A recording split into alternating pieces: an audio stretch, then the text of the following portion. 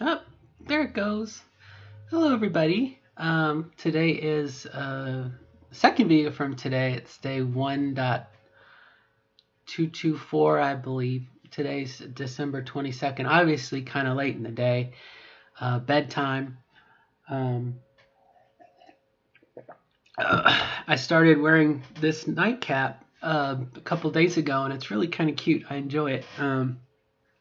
Apparently, well, it doesn't matter who you are, what male or female, but some women who have their hair styled and they don't want to mess it up while they sleep, they can put it in the satin cap and it won't mess up your hair. So, plus, I think it's just cute. I get the Martha Washington look to it. So, anyway, um, and I felt so bad. I was gonna go to an event tonight, and as it turns out, I got a stomach bug this afternoon that just knocked me on my ass, and so I feel kind of bad not going. But I was sick, and I'm better now, so I'm drinking lots of water. You'll see me wetting my whistle. I think what set it off is I skipped a meal, and in my situation, it's not a good idea to skip a meal. Because I really am not giving my body everything that it needs calorie wise. And so to miss a meal, it's pretty messed me up. And it did. I think my blood sugar was off. I know my blood pressure was off. My body was having a hard time. Skipping a meal when you don't eat much is a big deal. So, and then a lot of stress in the later half of the day just kind of compounded it. So my body just needed to shut down for a little bit. But that's not what I want to talk about. One of the gals, Julie, posted a video of Joanne Ferrari. I was going to say Joanne Ferrara, but I don't think that's it. It's Joanne Ferrari. It might be Ferrara. Anyway, it was her TEDx talk that was really kind of neat about your secret self. And her, if you look it up, you'll find it. It's very, very cool. And she made some interesting points that she can definitely do a better job than I can, but I guess I want to pick it apart too, because there have been some things that probably in my other videos I've talked about. And um, one of the things that Joanna had said was, and I apologize, it may be Joanne Ferrari. Anyway, I apologize if I have messed your name up.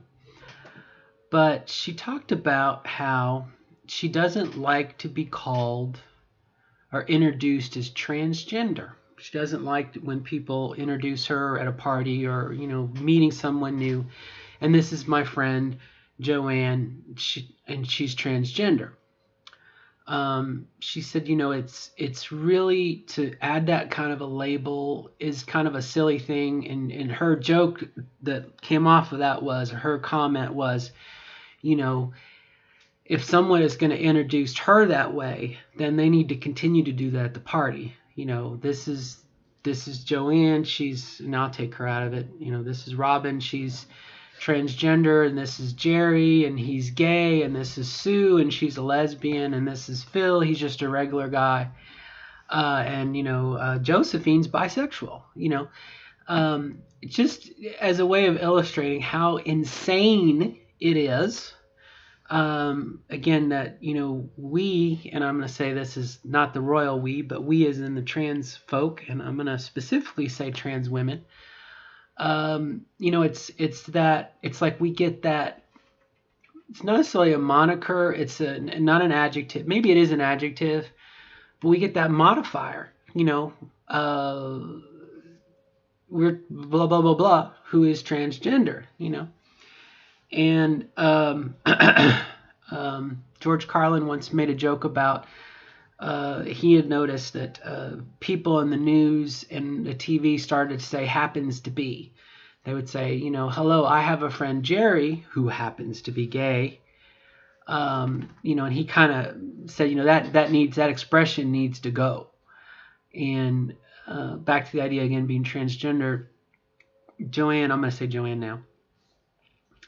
Had said, that label is rip that label off. It's not, she is a woman, okay, and I'll say that as trans women. We are women, okay. We're female. We know we're female, okay, and it's a matter of overcoming a little bit of a false start, maybe a trick of the genes, born one way, but internally we know we're something else, and we're trying to bring that out and present that to the world, okay. So I thought that was a very interesting perspective. And then the other thing she said is that she does not consider herself transgender. Okay. And I thought, at first I was like, well, where is she going to go with this? But she said that transgender, it's two words, or to break it apart, transgender, a change of gender. And she said, my goal, and I apologize if I messed this up, and definitely, but she is not there to be forever someone who has changed their gender. She is to be a woman. She is to be female. She's already female. The transgender part comes into the process it takes to go from one to the other. Ooh, excuse me, belched. That, and I thought that was really kind of interesting. How many times have I said I am transgender, or I'm transgendered, or I am a transgender woman? Okay, how many times have I'm guilty? I've done it. Okay, and people, when we say that to someone else who maybe doesn't believe in that, and they're like, no, that doesn't, you're fooling yourself or whatever. You have to look at it as a concept of someone who's being born, and their gender is one thing, their sexuality might be something else. Okay, that is a concept. I can transgender. You're going to change whatever, but it is a process. Okay, much like cooking cooking a frozen pizza in the oven, or making an Eggo. It's a process. Okay, it does not define, I hate to say that too, I'm not going to say it doesn't define who you are. But again, it struck me as very, very cool, the idea that the final outcome is not transgender. The final outcome, and I'll say for me, is to be a woman, or as much of a woman as I possibly can be, knowing that I didn't start this world with a vagina, okay, or a clitoris, okay, knowing that was the way I was born into this world. And again, this is it's my YouTube channel. We're talking about my transition, but we can say transition in general. Somewhat, your mileage may vary, your situation may be different. Okay, we're all individuals, just like everybody else. But in this case, I can say for me, was born with a penis. Doctor said, congratulations, you have a baby boy, blah, blah, blah, blah, blah. However, inside, okay, the female, where I am today, and getting closer and closer. I am still developing. I am not done transitioning yet. I am still going through this process. And one could argue that it's a road that leads forever along the horizon. It's a goal to try and reach, and that may be true. But again, being transgender or transitioning is a process. Okay, and this was a new take for me today. I walked away, I said, well, that really makes sense. I am not doing this to be transgender. I'm doing this to live as much as a woman as I possibly can, to align my inner self, my authentic self, with the reality, the external world. And I thought that was really, really cool. I mean, that really blew my mind. And I'm like, yeah, that does kind of make sense. And definitely, I had said something too. I had noticed, again, you have women, and I hate to say trans women, but you have previously transitioning women, that's probably better, who have kind of faded into the background. And as a community, it's like, oh, we've lost our elders. Well, they've moved on. You know, they're in the next phase of their life, and that's where I want to be. You know, I want to be living as much as again as a female as I possibly can, because I feel I am a female. You know what I mean? I just wasn't born the right way, etc., etc. You know, it's random mutation, right? Genes. Um, so I thought that was kind of cool. And then the other thing that she said that was really kind of neat is she said that, you know, what happened to the male self? You know, and her whole point of her talk somewhat was for everyone, they have their inner self that society may poo-poo on, and wouldn't it be nice to release your inner self and trust yourself to make your own decisions, etc., etc. But in a trans woman way, in that light, you know, your external, for however many years you walk this planet before you transitioned or you decide to deal with your transgender feelings, gender dysphoria, you know, you had a male entity, you had a male external, you had a male part, okay?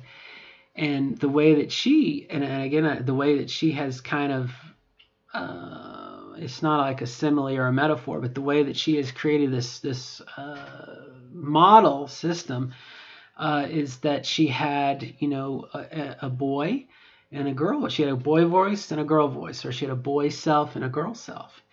And periodically, you know, her boy self, you know, would have these moments of uncomfort. You know, the girl self wanted to come out and play. The girl self wanted to express herself. And the boy self kind of protected the girl self and said, no, we can't do this right now. We're in society. We have an obligation. We have responsibilities. What will our parents think? Okay, a lot of that guilt, shame, fear, control, blah, blah, blah, blah, blah. Denying your true self, your inner self, because of what other people have told you to do. And she said that, you know, her girl self, her female self would come out every so often, and it would, you know, it would feel so good, and the boy self really didn't know how to deal with it, you know, and it kind of not necessarily was a schism or a struggle for control, but the identity, who is going to be in control, externally presenting and whatnot. And she said that, you know, and I'd never heard this before, but I thought it was really kind of neat, that she realized her authentic self was the girl self, and that's the direction that she wanted to go in. And she said that she had asked her boy self to kind of make the choice, the ultimate sacrifice of withdrawing the boy self into her, to where she was the girl self, and allowing the girl self to blossom and express herself. And she said she didn't abandon her boy self, but she asked her boy self, since he had taken care of her for 53, 54, 56 years, to remain in her heart. Okay, this will touch you. This really got me going too. To remain in her heart and help her with all of his wisdom and what he had learned and experienced, to help guide her somewhat. You know, and I thought that was really, really, really cool. And before I heard her talk today, I was thinking, you know, my male self dissipated, went to a far off island, I don't know, got shot to the moon, or whatnot, you know. But I think I integrated a lot of maybe some of my old male self. You know, I like that model. I like that representation of it a little better. You know, it's not like you have to purge your male self and they're gone. And I'd said this before. I had heard someone say that they thought that their male self was somewhat like an older brother that had died, or a family friend from high school that you don't see anymore, but you know them. And what I really liked about Joanne was the fact that she invited her male self to live inside her and to be in her heart and give her some guidance. And she said that periodically he makes himself known if she's being a little wild or whatnot, and he'll say, Joanne, you're acting like a teenager, and she said, and then I stick out my tongue at him and give him a hug and tell him I love him, and he goes back inside. So much like in our early part of our lives when we're dealing with our feelings, the girl self is inside, protected by the males, the false, and I used to say the false male self. Now I got to think this through. But then at that point of the transition, the male self sacrifices itself somewhat, gives up everything it knows, and goes inside to help provide, that inner core somewhat, while the female self is allowed to explore. And that was the other thing she said. And now she has both the male self and her as the female self to explore this this wonderful world from a different point of view. And again, that really, really, man, it hit home with me. I mean, I watched it 5 or 6 times, because it was such a powerful, thing. And it just it made me think. It's some food for thought. And obviously, I'm not doing. She's funny, okay. She's telling you what her story is, and she has a story about her transition and how she lost her friends. And she said, at her lowest point, here her life was falling apart and exploding around her, and she was more concerned about her family and what other people thought about her, and that those false things fell away to make room for herself to come through. And then those other things that she thought were so important, they adjusted themselves. Her family and, job and whatnot came back around her new self. And so when all was said and done, things had changed and maybe shifted, and she couldn't anticipate that. But now she's friends with her ex-wife. She's, has her children who have grown up some, and her work and everything. So, I mean, it's one of those things that it was really kind of very empowering. But I wanted to make note of it in case it ever goes away, or, I watch these videos when I exercise. And I thought there was some, really good points. What happens to our, are we reintegrated? Are we reshuffled? I don't know. And I think too, there are moments I've had lately.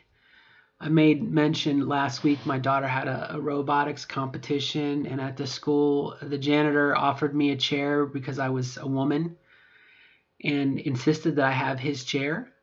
And of course I took it. Chivalry. But, I sat down and I had one of my favorite skirts on, and I sat there like a queen or a princess. And I was like, this is where I want to be. Everything feels, I am connected to the world around me in exactly the way I want to be. And that, I think, is something that happens when you go full time, very much so. And definitely you're going to have some waves and things settle. But again, everything just fits in the right way. And there have been a couple times today when we were at the grocery store shopping, and at one point there was kind of an older couple kind of shuffling, and I was able to interact with them. Not that I couldn't have before, but being a younger woman or a middle-aged woman, being able to help them and having that compassion. In the same way, a little distance, a little later in the day, there was a gentleman an older gentleman who was frustrated, and he was I think he was a father looking for a Christmas present. He was just so frustrated. And I just, I'm sorry, may I help you? Can I help you? Or again, I could have done it before. I probably did anyway, but it's so much more real. It's so much more authentic. I keep using that word, but how I interact with the world around me now is much more authentic. For all the years that maybe I thought, I kind of hear my sister sum up when I told her in the 90s, I'm transgender. I guess really I should have said I'm a woman. And it took 40 some odd years to get there. I'm looking at myself now in the reflection of the screen. Yeah, it's cool. It's cool now, especially now that I've lost the weight, like 98 pounds out of the 106. I got to lose 8 more. But to see myself different. I used to think that since I had a buzz cut most of my life, that once I put this hat on, I would see the old me. But I don't anymore. I don't see that anymore. I see the new me. And it's pretty cool. It's to start. The name of the channel is One Trans at Middle Age. The body doesn't change like it used to. I mean, now you meet a trans woman, and maybe I need to stop saying trans woman. But we need to have some labeling, unfortunately. You meet someone in their 20s who's transitioned when they were 19, or and they look beautiful. And I've heard a lot of, and I understand someone who might be 70 or 60 feel like their life is over and they're not gonna get the results that they wanted, so why bother? And that's their choice. But I don't know, much like I said, I realized that I will never be, and this is unfortunately the truth, I will never be 100% like if I was born a girl back when I was first born. I'll never be that way. Okay? There's no surgery. There's no treatment. Okay? I can only try to make lemonade with my lemons, life's lemons, and try to be as much as I possibly can. Okay? I definitely feel female. I definitely feel the internal maternal instincts. Okay? The mommy instincts and the wife and why I feel it because it's true. Okay? And that's true. But as far as, I was not born with a clitoris. Okay? I was not born with a vagina. However, thank goodness, knock on plastic, we do have the ability, we have the technology, we have the procedures to make something like it. And I will go for that and be very, very happy.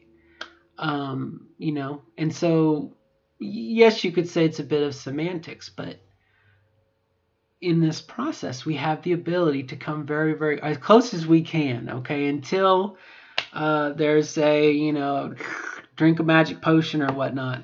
We are where we are, and we make the best of where we're at, and I'll close on this thought because I thought about it the other day. At the end of Blade Runner, the original movie, Rutger Hauer, Roy Beatty is the character, has spent the majority of the movie trying to live longer.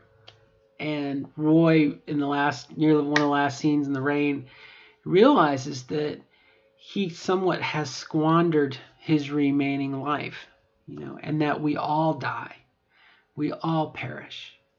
And somewhat that to appreciate the time you have left and live it to the most that you can. And that really hit me that, I'm going to try and make the most of what I have and make the most of what time I have. And I hope that if someone felt like, their life is because they're older and, why bother? Again, that's their choice. But, man, I would seize every moment that I could, you know. But that's just me, you know, and whatnot. So, all right, I've probably gone on a little long. I'm just so happy. I was, like I said, I was sick earlier, and I'm not sick now. So, yay me. Um, and I just wanted to share some cool thoughts. And I hope that everyone is doing wonderful. Um, things are happening. Things are happening. Our world is changing. Um, I know I felt this being 2017 and the Trump presidency, I've not felt very happy or hopeful. And I come back to the idea that, you know, midterm elections are right around the corner, and we'll get hopefully some changes made, and there won't be, we won't have it. Hopefully, we won't have an administration that's trying to erase little eraser. That's a little eraser. Erase trans women and trans men and transgender from reality, and you know, we're here to stay, baby. Genie's out of the bottle, and she ain't going back in. So, on that note, I will sign off, and I will pull this out so you might see my eye again. Yeah, I've definitely gone over. Yeah, you've almost done 30 minutes on the treadmill. Go you! And until next time, good luck to everybody. Everybody, good luck. We need each other. We gotta push each other up. Raise the roof. Hey!